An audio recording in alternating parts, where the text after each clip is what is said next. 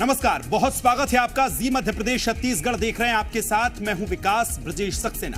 रात के 9 बज गए और ये वक्त है अग्नि परीक्षा का।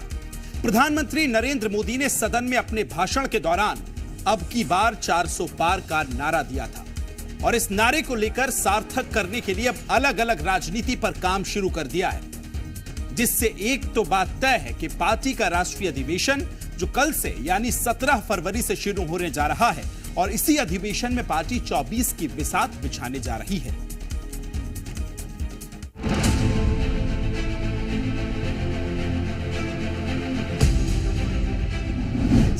वाला प्लान दिल्ली में होगा तैयार। आज इस पर विपक्ष भी कह रहा है कि भारतीय जनता पार्टी को एनडीए तो 400 पार की बार जा रहा है। अधिवेशन में बनेगी 24 वाली रणनीति। मंत्र तो ईवीएम का होगा, उसी आधार पर 400 सीट का भाजपा दावा कर रही है। नियम देंगे नेताओं को जीत का मंत्र।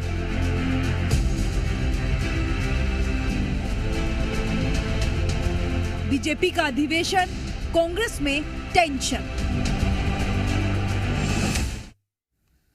तो 17 और 18 फरवरी को दिल्ली में बीजेपी का राष्ट्रीय अधिवेशन होने जा रहा है।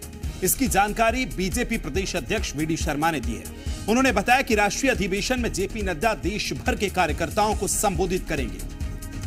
संबोधित करने के बाद समापन सत्र में पीएम मोदी राष्ट्रीय अधिवेशन को संबोधित करेंगे। अधिवेशन में एमपी से 1226 कार्यकर्ता शामिल होंगे। एक तरफ जहां बीजेपी इस अधिवेशन की तैयारी में है, तो वहीं दूसरी ओर कांग्रेस ने भी इस पर हमला बोला है। भारतीय जनता पार्टी का राष्ट्रीय अधिवेशन 17-18 फरवरी को भारत मंडपम प्रगति मैदान नई दिल्ली में आयोजित किया जा रहा है। अधिवेशन में उद्घाटन सत्र में माननीय राष्ट्रीय अध्यक्ष जेपी नड्डा जी देश भर के सभी प्रमुख कार्यकर्ताओं को इस राष्ट्रीय अधिवेशन में संबोधित करेंगे। भारत के प्रधानमंत्री माननीय नरेंद्र मोदी जी राष्ट्रीय अधिवेशन के समापन को संबोधित करेंगे। जैसे मध्य प्रदेश के हमारे जितने भी चुने हुए जनप्रतिनिधि हैं, यानी नगर पंचायत से लेकर के ऊपर के सारे प्रतिनिधि सांसद तक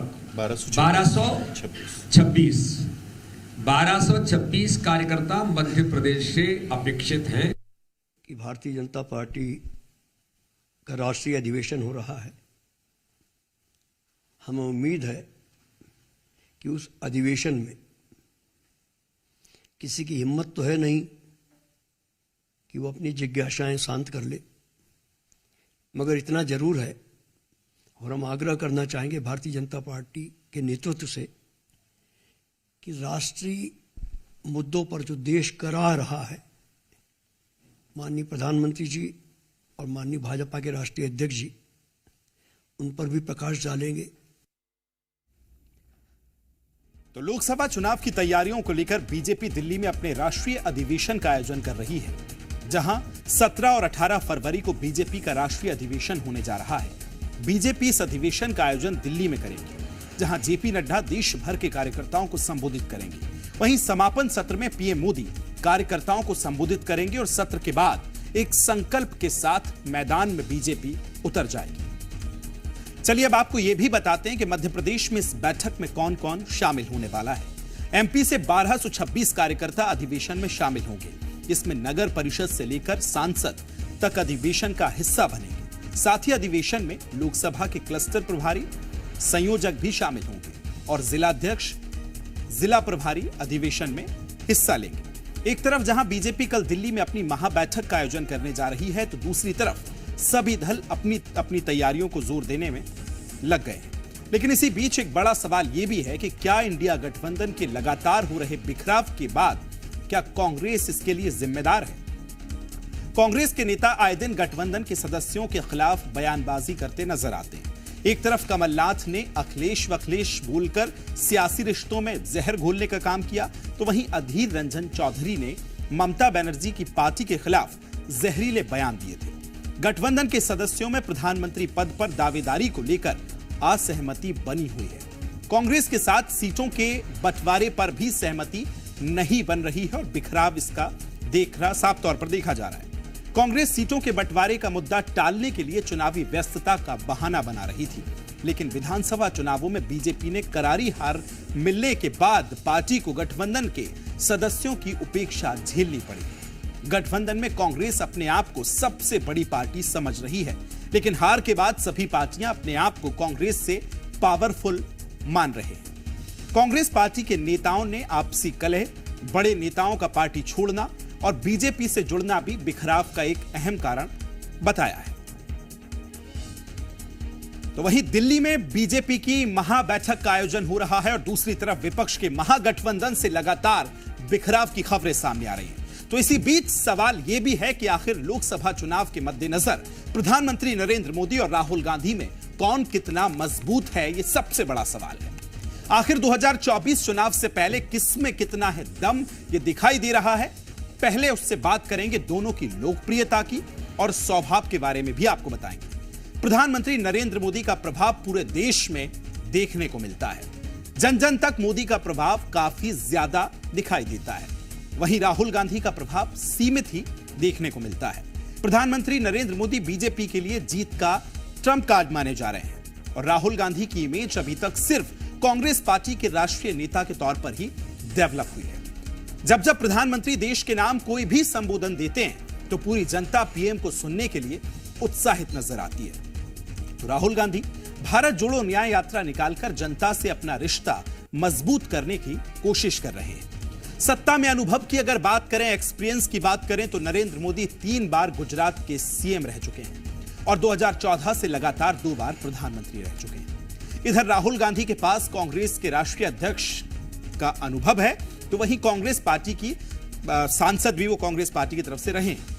नरेंद्र मोदी की लोकप्रियता राष्ट्रीय अंतरराष्ट्रीय स्तर पर है, तो राहुल गांधी की लोकप्रियता भी काफी हद तक सीमित है।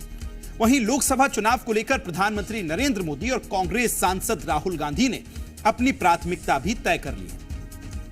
आज सदन में हुए भाषण के दौरान प्रधानमंत्री नरेंद्र मोदी ने बीजेपी सरकार की प्राथमिकता बताई, तो राहुल गांधी भी अपनी मांगों को लेकर देश की सड़कों पर न्याय यात्रा निकाल रहे हैं। प्रधानमंत्री मोदी ने कहा, 4 मजबूत स्तंभों पर हमारी सरकार का ध्यान है, जिसमें महिला, युवा, गरीब और किसान, इन चारों के मजबूत होने से ही हमारा देश आगे बढ़ेगा और मजबूत होगा।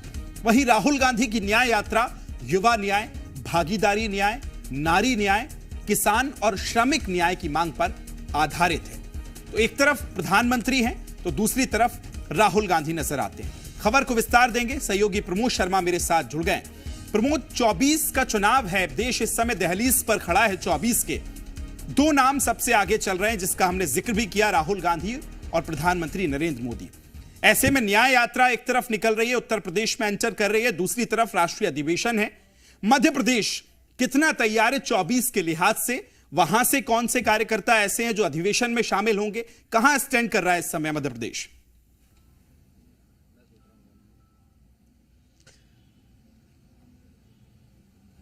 देखिए, मध्य प्रदेश तो स्टैंड की बात की जाए तो विधानसभा चुनाव हो गया है और कांग्रेस पार्टी हार को पचा करके मतलब उससे बाहर निकल के और लोकसभा की तैयारी में जुटी हुई है।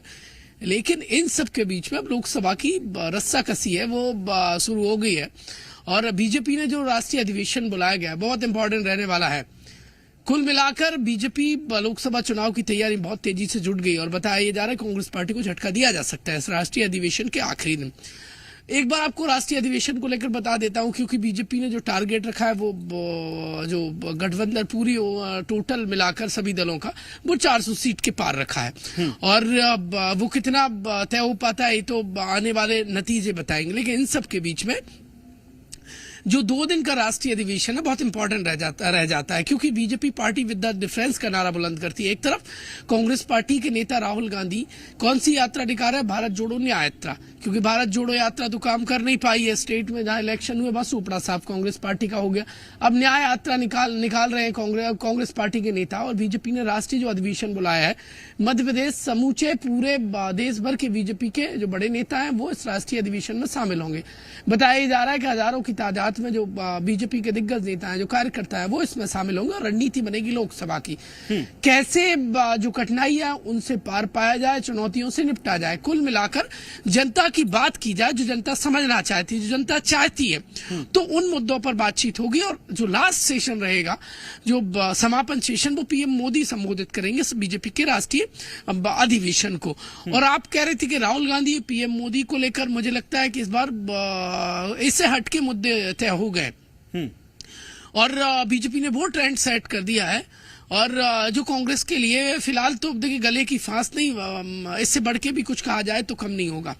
और क्योंकि कांग्रेस पार्टी के लिए कठिनाई बहुत बड़ी तादाद में, भारत जोड़ो यात्रा उतना काम नहीं कर पा रही है, कांग्रेस पार्टी के नेता अपनी पार्टी को छोड़ रहे हैं, वो नाराज है इस कदर। और कांग्रेस पार्टी अलग अलग वर्गों को देखिए सोशल इंजीनियरिंग नहीं कर पाई। राज्यसभा चुनाव में देख लीजिए, जो बीजेपी ने किया वो कांग्रेस पार्टी कर ना पाई, और कांग्रेस पार्टी ने किया वो मुझे नहीं लगता कि काफी होगा। राम मंदिर का एक फैक्टर ऐसा रहा, कांग्रेस पार्टी वो कर गई जो सियासी मायने में बीजेपी चाहती थी। अब ये भी एक तरीके से कांग्रेस पार्टी के लिए बड़ी कठिनाई वाला रहने वाला है। तो कांग्रेस पार्टी कैसे कम बैक करती है? एमपी कांग्रेस तो जूझ रही है कलह से, बाहर जाएंगे तो बाहर भी कमोबेश यही स्थिति है। और इन सब के बीच में आप कह रहे थे कि राहुल गांधी की लोकप्रियता और पीएम मोदी की तो बहुत फासला हो गया है, और इस फासले की भरपाई करना कांग्रेस बिल्कुल, पार्टी तो बहुत सारी कठिनाई है और 24 का रास्ता उतना आसान नहीं है जितना नजर आ रहा है। हालांकि राहुल गांधी अभी सफर में है, अलग अलग प्रदेशों में सफर तय कर रहे हैं, मंजिल अभी दूर है। लेकिन एक तरफ बीजेपी जहां सदस्यता अभियान के जरिए किस तरह से कांग्रेस के बड़े कार्यकर्ताओं को अपनी पार्टी में शामिल कर रही है, यह भी एक बड़ी कठिनाई और चुनौती साबित होगी। लेकिन देखना होगा कि 24 पर कौन काबिज होगा, यह बड़ा सवाल है जो कि समय के गर्त में है। फिलहाल प्रमोद, बहुत शुक्रिया आपका तमाम जानकारी साझा करने के लिए।